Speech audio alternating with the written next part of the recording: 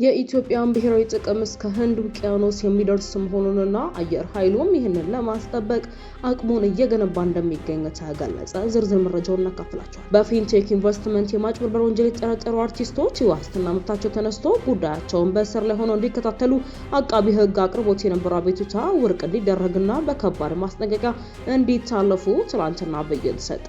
የመሬትና የገቢዎች ተቋማትን ጨምሮ በበርካታ ተቋማት ውስጥ ሙስና አሳሳቢ ደረጃ ላይ እንደሆነ አረጋግጫለሁ ሲል የፌዴራል ስነ ምግባርና ጸረ ሙስና ኮሚሽን አሳውቋል። የቮይስ ኦፍ ኢትዮጵያ ቤተሰቦች ሰብስክራይብ ማድረጋችሁን እያስታወስናችሁ በዝርዝር ወደምንመለከታቸው ጉዳዮች እናልፋለን።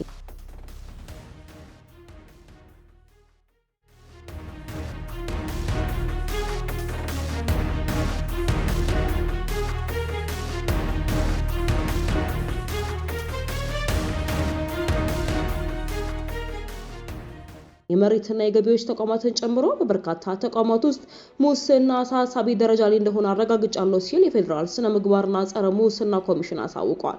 የፌዴራል ስነ ምግባር ጸረ ሙስና ኮሚሽን ባካሄደው የሙስና ግንዛቤ ዳሰሳ ጥናት በመሬት አስተዳደር ይዞታ ምዝገባ፣ በገቢዎችና ታክስ፣ በኮንስትራክሽን ፈቃድና ቁጥጥር፣ በንግድ ትራንስፖርት፣ በወረዳና ቀበሌ አስተዳደሮች ሙስና አሳሳቢ ደረጃ ላይ መሆኑን አስታወቀ።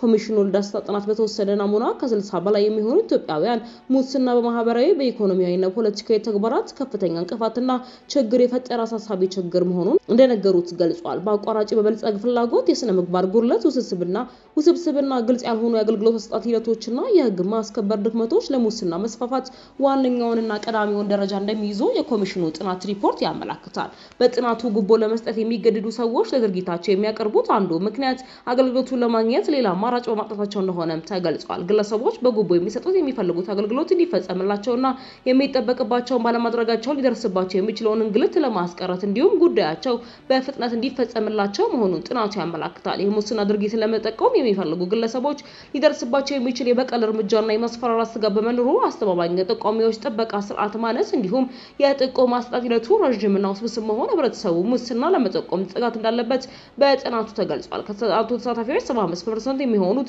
በሙስና ጥፋቶች ላይ ፈጣንና ጠንካራ የቅጣት እርምጃ፣ ህግ የመውሰድ የተመዘበረ ሀብትን ማስመለስ ሙስና ለመቀነስ ውጤታማ እርምጃ እንደሚሆኑ ገልጸዋል። ኮሚሽኑ የሙስና ወንጀል ህግ ማስከበር ሂደትን በተመለከተም ተጨማሪ የአሰራር ማሻሻያ እንደሚያስፈልግም ገልጿል። በተለይም በተቋማት መካከል የመረጃ ልውውጥና የውሳኔ አፈጻጸም መዘግየት፣ የመረጃ አሰባሰብ ውስንነት፣ የዲጂታልና ፎረንሲክ ምርመራ አቅም ማነስ እንዲሁም የሰለጠነ የሰው ኃይል እጥረት በሙስና ምርመራና ክስ ሂደት ላይ እንቅፋት መሆናቸውን አመልክቷል። ኮሚሽኑ የህግ ማስከበር ሂደቱ ግልጽ፣ ተጠያቂነት ያለው፣ ተገማች፣ ውጤታማ እንዲሆን ቀጣይነት ያለው የአሰራር ማሻሻያ እንደሚያስፈልግም ጠቁሟል። በሌላ መረጃዎችን በፊንቴክ ኢንቨስትመንት የማጭበርበር ወንጀል የተጠረጠሩ አርቲስቶች የዋስትና መብታቸው ተነስቶ ጉዳያቸውን በእስር ላይ ሆነው እንዲከታተሉ አቃቢ ህግ አቅርቦት የነበረው አቤቱታ ውድቅ እንዲደረግና በከባድ ማስጠንቀቂያ እንዲታለፉ ብይን ተሰጠ። አቃቢ ህግ በከፍተኛ ኢንቨስትመንት ማጭበርበር ወንጀል ተከሰው ጉዳያቸው በፍርድ ቤት እየታየ የሚገኙ ተከሳሾችና ጠበቃቸው የተከሰሱበት የክስ መዝገቡ በክርክር ሂደት የሚገኝ ሲሆን በችሎቱ ሰሌ ያልተሰጠበት ሆኖ ያለ በሚዲያ ላይ በመቅረብ በክሱ አውድ ውጪ የሆነ ማብራሪያ በመስጠታቸው የፍትህ ሂደቱን ተጽዕኖ ውስጥ ለመክተትና ምስክሮችን ላይ ተጽዕኖ ለማሳደር ሞክረዋል በሚል የዋስትና መብታቸው ተነስቶ ከማረሚያ ቤት ሆነው ጉዳያቸው እንዲከታተሉ የሚል አቤቱታ ቀርቦ ነበር። በተጨማሪም ዘገባው የተጫነበት ሚዲያ ይቅርታ እንዲጠይቅና ቪዲዮውን እንዲያወርድ በወንጀል ህግ አንቀጽ 457 ስር በቀጥታ እንዲቀጡ እንደሚወስንም የሚለው አቤቱታዎችንም አቃቢ ህግ አካቷል። ፍርድ ቤቱ ድርጊቱን በቀጥታ መቅጣት የማይችል ከሆነ አቃቢ ህግ የወንጀል ምርመራ የማድረግና ክስን የማቅረብ ስልጣኑን ተጠቅሞ ምርመራ የሚጀምርና ተከሳሾችን በህግ ቁጥጥር ስር እንዲውሉ አድርጎ ክስ የሚያቀርብ መሆኑን አስረድቷል። ትናንት ጠዋት በዋለው ችሎት የአቃቢ ህግ አቤቱታና የተከሳሾችን ምላሽ መርምሮ ብያኔ ለመስጠት ቀጠሮ ሰጥቶት የነበረው ችሎቱ ተከሳሾቹ የዋስትና መብታቸው እንዲነሳ የቀረበውን አቤቱታ ውድቅ አድርጎታል። ችሎቱ በዋስትና የቀረበው አቤቱታ ውድቅ ያደረገበት በጥቃቅን ስህተቶች በዋስትና መብታቸውን መከልከል አግባብነት ያለው ባለመሆኑ አልተቀበልነውም የሚል ነው። እንዲሁም አቃቢ ህግ ፍርድ ቤቱ ድርጊቱን በቀጥታ መቅጣት የማይችል ከሆነ አቃቢ ህግ የወንጀል ምርመራ የማድረግና ክስ የማቅረብ ስልጣኑን ተጠቅሞ ምርመራ የሚጀምርና ተከሳሾችን በህግ ቁጥጥር ስር እንዲውሉ አድርጎ ክስ የሚያቀርብ መሆኑን ያሳወቀበትን አቤቱታ በተመለከተም በመደበኛ ምርመራ ተጣርቶ የመከላከል መብታቸው ተከብሮ የሚታይ ነው በሚልም አልተቀበለውም። የተላለፈውን ዘገባ ይዘት በተመለከተ ግን ህጉን ያልተከተለ አሳሳቢ ዘገባ ነው ያለው ሲሆን ከተጫነበት ሚዲያ ላይ እንዲወርድና ሚዲያው ይቅርታ እንዲጠይቅ ትዕዛዝ ተሰጥቷል። አርቲስቶቹን በተመለከተ በከባድ ማስጠንቀቂያ የታለፉ ችሎቱ ብይን የሰጠ ሲሆን በመዝገቡ ላይ ለጥቅምት 2 2019 ዓ.ም የተያዘው ቀጠሮ እንደተጠበቀ ነው ማለትም ብይን ተሰጥቷል። የቮይስ ኦፍ ኢትዮጵያ ቤተሰቦች ዳግም ሰብስክራይብ ማድረጋችሁን ያስታወስናችሁ ዘገባችን እናልፋለን።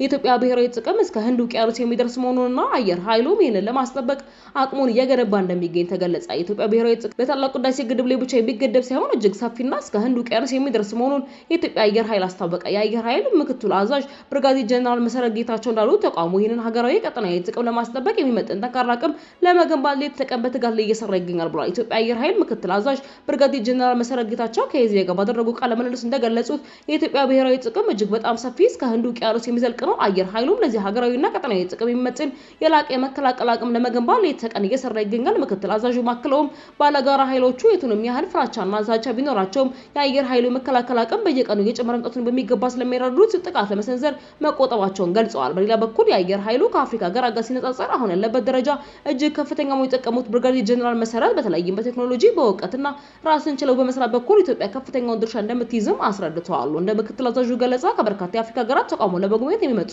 የልዑካን ቡድኖች በአየር ኃይል ውስጥ ያለውን ዘመናዊ አሰራር ሲመለከቱ ከጠበቁ በላይ ይሆንባቸዋል። በዚህ ምክንያት ከኢትዮጵያ አየር ኃይል ጋር በጋራ እነሱ የሚሉ ጥያቄዎች በስፋት የሚቀርቡ ሲሆን ባለፉት 3 ወራት ብቻ ከ3 በላይ የሚሆኑ የአፍሪካ ሀገራት በጋራ ለመስራት የሚያስችሉ ትብብር ስምምነቶችን መፈራረማቸውን ጠቁመዋል። የቮይስ ኦፍ ኢትዮጵያን ቤተሰቦች ለዘረዝንላችሁ ዘገባዎች እነዚህን ይመስሉ ነበር። በሌሎች አዳዲስ ነው መረጃዎች ዳግም እስክንገናኝ ድረስ በደህና ቆዩ።